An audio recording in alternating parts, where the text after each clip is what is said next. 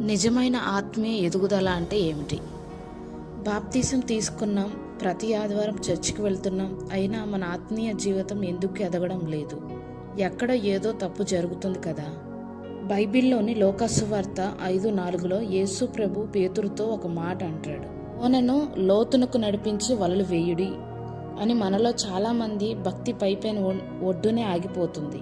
దేవుడు మన నుండి కేవలం ఆదివారం చర్చికి రావడం మాత్రమే కాదు, మన సంపూర్ణ హృదయాన్ని, లోతైన విశ్వాసాన్ని కోరుకుంటున్నాడు.